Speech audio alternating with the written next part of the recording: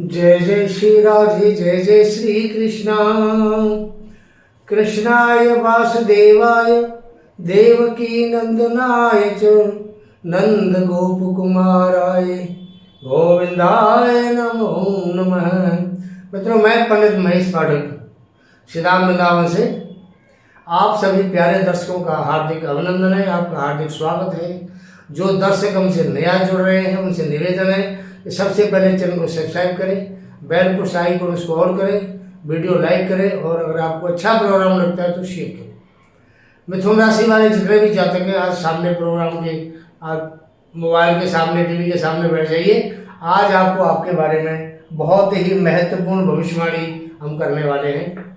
मिथुन राशि बुध की राशि है, अच्छी राशि मानी जाती है।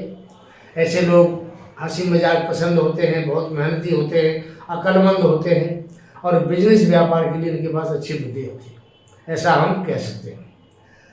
आपके सामने चार्ट बना हुआ है, मिथुन राशि का चार्ट है ये।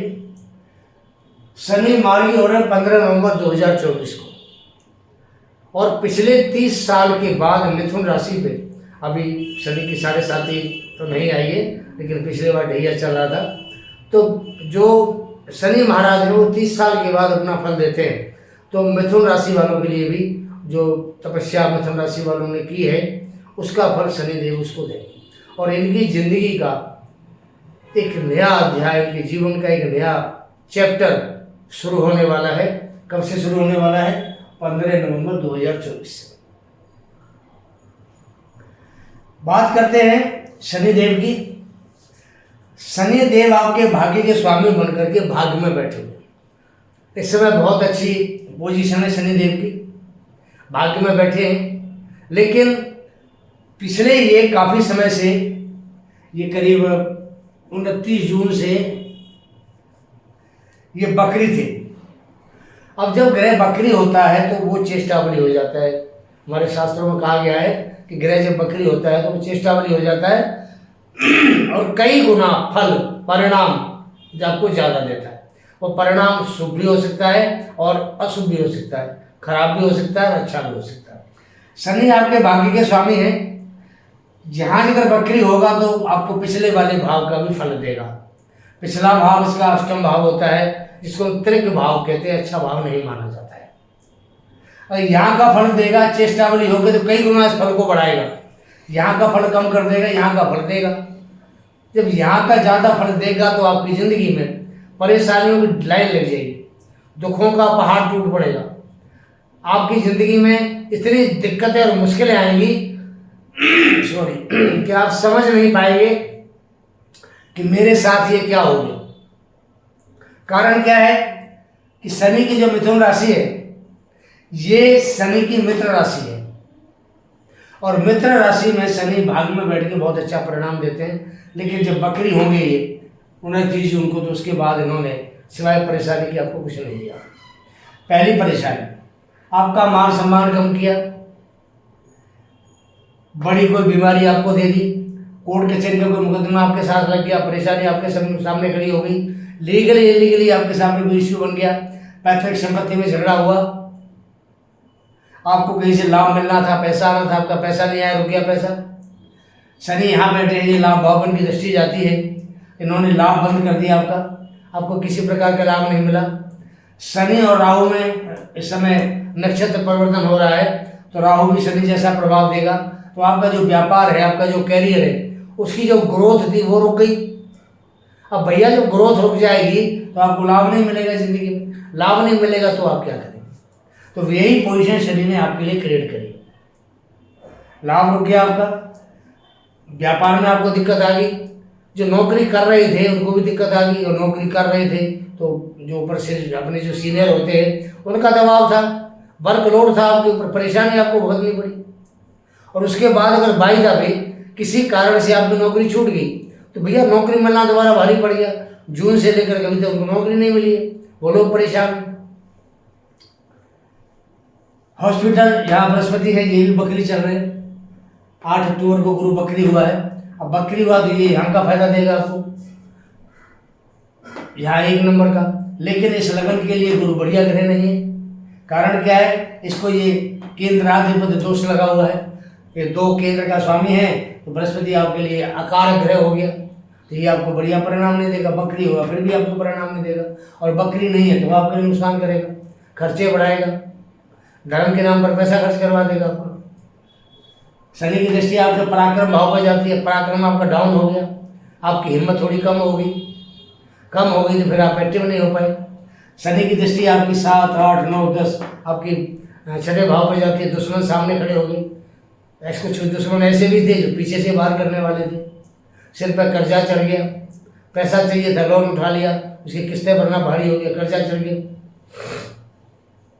रोग था रोग आपके पीछे पड़ गया। तो कुल मिला करके ये शनि की जो बकरी अवस्था आपके सामने आई है 29 जून से, हम ऐसा कह सकते हैं कि ये आपके लिए अच्छी नहीं है, खासकर मिथुन राशि वालों के लिए। और ये जो दशा है ये रहेगी 15 नवंबर तक।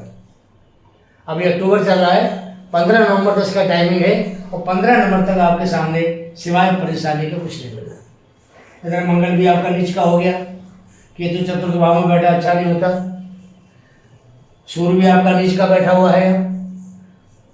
तो कुल मिलाकर के जो पोजीशन है ये अच्छी नहीं कह सकते। अब क्या होगा आगे? अब आगे होगा ये कि शनि जैसे ही 15 नवंबर को मार्गी होंगे, मार्गी का मतलब सीधी चाल चलेंगे। जब ये ग्रह सीधा चाल चलेगा तो आपको जितना भी आपके साथ उल्टा पुल्टा हो रहा है वो सब एकदम से सीधा हो जाएगा। क्या क्या सीधा होगा बताते हैं आपको। शनि कर्म का कारक है, भाग्य में बैठा हुआ है, और राहु में और शनि में इस समय नक्षत्र परिवर्तन का योग बना हुआ है। तो शनि आपको यहाँ का भी फायदा देगा, यहाँ का भी फायदा देगा। शनि की दृष्टि आपको लाभ भाव पर जारी यहाँ का फायदा देगा, शनि की दृष्टि आपको तीसरे भाव पर यहाँ का फायदा देगा, शनि की दृष्टि आपके 6ठे भाव पर यहाँ का फायदा देगा। अब बृहस्पति जो है ये आपका जो स्वामी बनता है ये 7वें भाव का और 12वें भाव का स्वामी, ये 10वें भाव का स्वामी बनता है। तो 7वें भाव का परिणाम ये आपको बृहस्पति देगा। अब क्या होगा आपके साथ में, कैसे आपको तपस्या का फल मिलेगा और कैसे आपकी ज़िंदगी में एक नया अध्याय शुरू होगा। वीडियो पूरा देखना, आखिर तक देखना, कि कोई अंश आपसे छूटना नहीं चाहिए, कि मिथुन राशि वालों के लिए वीडियो बहुत ही ज़बरदस्त जानकारी देने वाला होने वाला है। शनि भाग्य में बैठा है, और भाग्य का जो कारक होता है वो आपके 12वें घर में बैठा है। 12वां घर होता है हमारे विदेश विभाग का।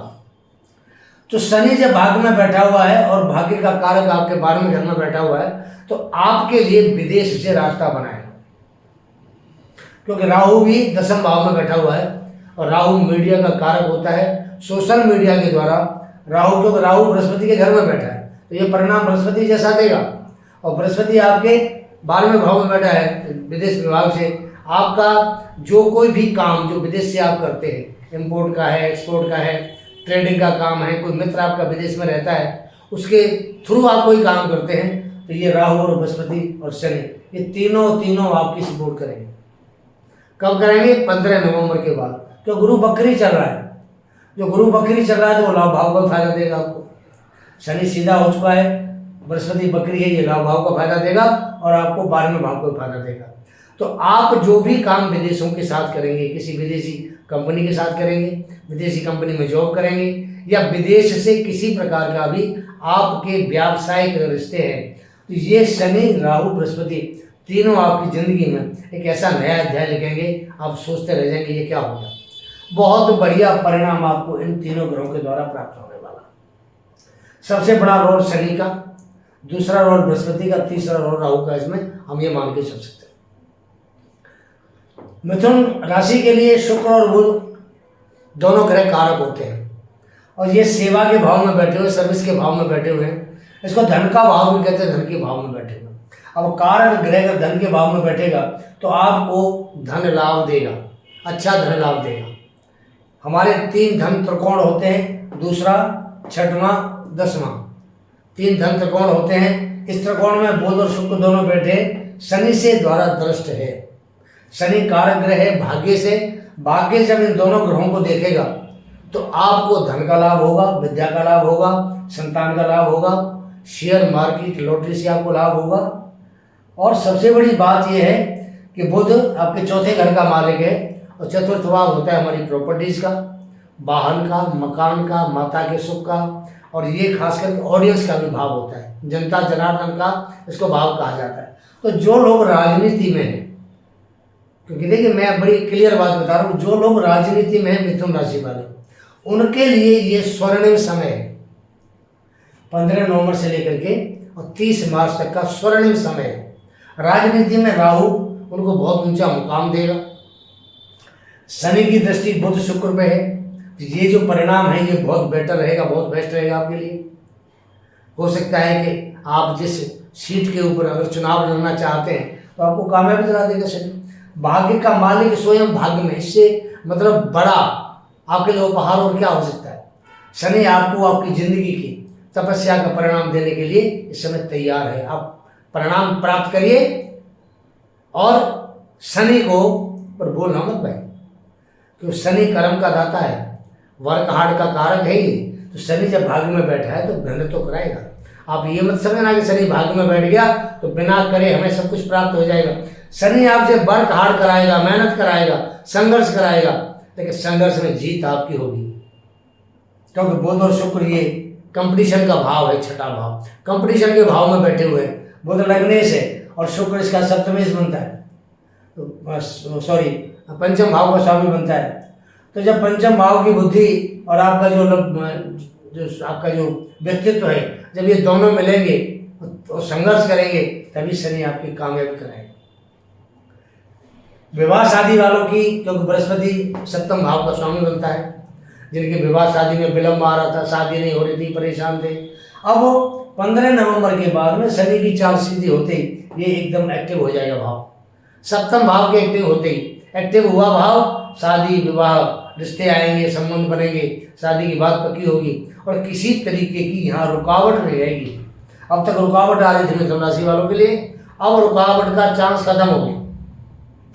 व्यापार का भाव कहते हैं इसको। व्यापार करने वाले जो मिथुन राशि के जातक हैं उन लोगों के लिए बृहस्पति वरदान की तरह क्योंकि लाभ देगा। बकरी है तो लाभ देगा, तो ये आपको पूर्ण रूप से लाभ, ये बृहस्पति फरवरी तक बकरी रहेगा तो पूर्ण रूप से आपको लाभ मिलेगा। इधर शनि कर्म का कारक सीधा चल रहा है, भाग्य में बैठा है, ये भी आपके कर्म को बढ़ाएगा। व्यापार में लाभ होगा, साझेदारों से लाभ होगा। पति पत्नी के बीच में जो थोड़ी सी आपकी एक अनबन चल रही थी उसको भी यहाँ बृहस्पति दूर करेगा, शनि के द्वारा वो भी दूर होगी और पति पत्नी के बीच में एक मधुर संबंध बनेगा। संतान की बात करें, सूर्य पंचम भाव में बैठा है। अगर काल चक्र कुंडली को देखें तो सूर्य यहाँ का मालिक बनता है और सूर्य यहाँ का मालिक बनता है, तीसरे भाव का स्वामी है, पुरुषार्थ भाव का ये।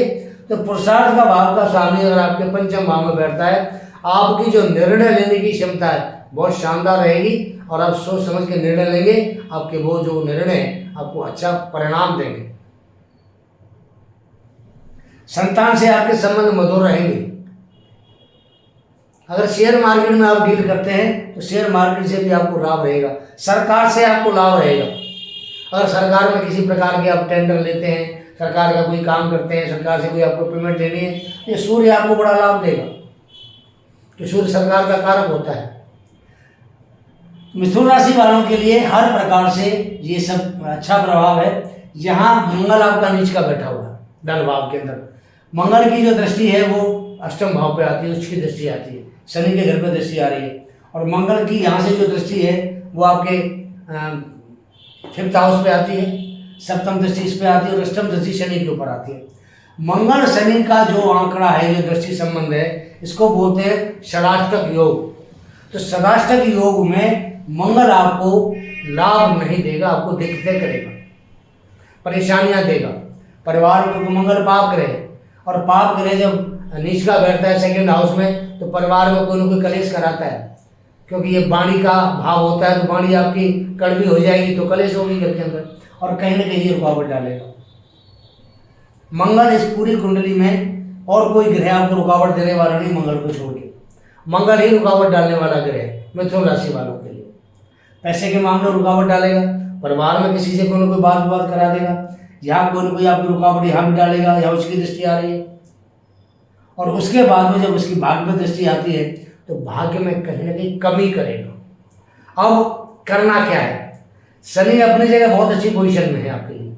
शनि से आपको कोई दिक्कत नहीं, राहु से कोई दिक्कत नहीं, बृहस्पति से कोई दिक्कत नहीं, सूर्य बुध शुक्र से कोई दिक्कत नहीं, केतु भी ज़्यादा आपकी उठापटक नहीं करेगा, ज़्यादा परेशानी नहीं देगा। इस भाव के बारे में आपको ज़्यादा सोचने के लिए मजबूर करेगा। कैसे प्रॉपर्टी बनाऊं, कैसे पैसा कमाऊं, माता का प्यार कैसे प्राप्त करूं, कैसे मैं अपने कोई अच्छा वाहन खरीदूं, और दिमाग में आपको यही बात बढ़ती रहेगी केतु की वजह से। आप कामयाब भी होंगे, लेकिन मंगल की वजह से थोड़ी सी आपकी परेशानियां बढ़ सकती हैं। मंगल के लिए आपको छोटा सा एक उपाय बताते हैं, छोटा सा उपाय, बड़ा नहीं। आप हर मंगलवार को एक जटा वाला नारियल लेकर के हनुमान जी के मंदिर में जाएं मंगलवार के दिन, और हनुमान जी के चरणों में उसको चढ़ाएं। कब तक चढ़ाएं? जब तक मंगल यहाँ बैठा हुआ है। और उनसे प्रार्थना करें कि आपके सामने आने वाली जो विपत्ति है, हे हनुमान बाबा आप हमको दूर कीजिए। तो ऐसा करने से आपकी जो विपत्तियां हैं वो सारी दूर होंगी। और अब कोई उपाय करें ना करें, एक नारियल लेना है, उस पर कलावा लपेटना है, लाल रंग का उस पर टीका लगाइए सिंदूर का, और मंगलवार के दिन हनुमान जी के चरणों में रखिए और उनसे प्रार्थना करिए कि आपके कष्टों का निवारण करें, आपकी परेशानियों को दूर करें। समय आपके लिए बहुत अच्छा है, नई उमंग अंदर आपके अंदर पैदा होगी, नया एक अध्याय शुरू होगा आपकी ज़िंदगी का। तो पिछले काफ़ी समय से मिथुन राशि वाले बहुत परेशान रहे, अब इनकी परेशानियां खत्म होने का समय आ गया है। ये शनि महाराज जाते जाते, अब ये 30 मार्च को चले जाएंगे, लेकिन उससे पहले जाते जाते आपको मिथुन राशि वालों को धन धान्य से फुल करने वाले हैं, भंडार भरने वाले। नौकरी करते नौकरी में लाभ देने वाले, व्यापार करते व्यापार में लाभ देने वाले, राजनीति का काम करते राजनीति में आपको ऊंचा पद देने वाले, अगर आप रिलेशनशिप में रहते हैं तो भी आपको लाभ देने वाले हैं। तो मित्रों, ये मिथुन राशि वालों का एक छोटा सा डीएनए आपके सामने मैंने प्रस्तुत किया। कैसा लगा अपनी राय दें। अगला प्रोग्राम लेकर फिर हाजिर होंगे, तब तक के लिए आज्ञा दीजिए। जय जय श्री राधे, जय जय श्री कृष्ण।